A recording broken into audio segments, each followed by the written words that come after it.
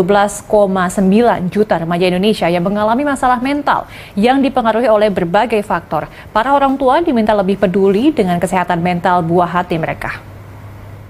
Halo, perkenalkan nama saya Wahyuningrum dengan NIM C0D024001 dari Program Studi D3 Perpajakan Fakultas Ekonomi dan Bisnis Universitas Jambi. Di sini, saya akan membahas tentang fenomena self-harm di kalangan remaja, sebuah isu yang semakin marak dan perlu kita renungkan bersama.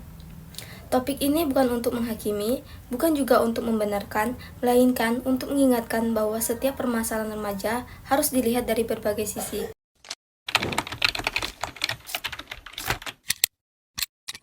Self-harm atau perilaku menyakiti diri sendiri merupakan masalah yang serius yang dihadapi oleh banyak remaja di dunia, terutama di Indonesia. Fenomena ini seringkali muncul sebagai cara maladaptif untuk mengatasi tekanan emosional dan stres psikologis.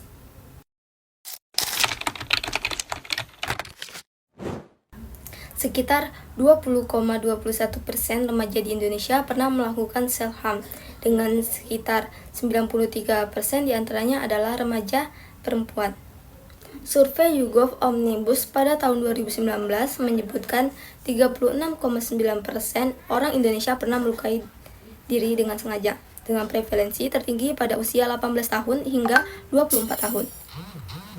Bentuk self-harm yang umumnya menyayat tubuh, melebamkan bagian tubuh, mencakar lengan, membenturkan kepala ke tembok, dan menjambak rambut. Self-harm sering dilakukan secara diam-diam, biasanya saat remaja merasa tidak mampu menghadapi masalah dan tidak memiliki tempat bercerita. Self-harm dalam Islam hukumnya haram. Segala tindakan yang membahayakan diri, baik fisik maupun mental, termasuk perbuatan zalim dan sangat dilarang. Dalil Al-Quran yang menegaskan larangan, yang pertama, Quran Surat An-Nisa ayat 29, menyebutkan, dan janganlah kamu membunuh dirimu, sesungguhnya Allah adalah maha penyayang kepadamu. Yang kedua, Quran Surat Al-Baqarah ayat 195 menyebutkan, dan janganlah kamu menjatuhkan dirimu sendiri ke dalam kebinasaan. Islam mengajarkan umatnya untuk menghadapi ujian hidup dengan bersabar, berzikir, dan memperkuat hubungan dengan Allah, yaitu ibadah.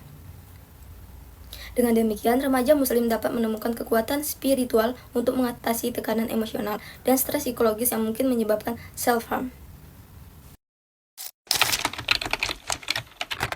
Self-harm sering muncul sebagai respon terhadap stres emosional, depresi, kecemasan, atau perasaan tidak mampu menyelesaikan masalah. Remaja pelaku self-harm umumnya menunjukkan karakteristik yang pertama, peka terhadap penolakan, kedua, sering marah pada diri sendiri, ketiga, menahan amarah, keempat, sering merasa cemas, dan terakhir, sulit konsentrasi di sekolah atau lingkungan sosial. Faktor pemicu terbesarnya adalah kesepian, masalah asmara, dan permasalahan keluarga.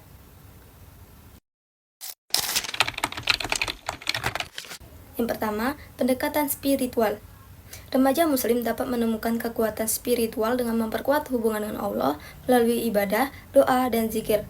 Dengan demikian, mereka dapat mengatasi tekanan emosional, stres, dan psikologis lebih baik.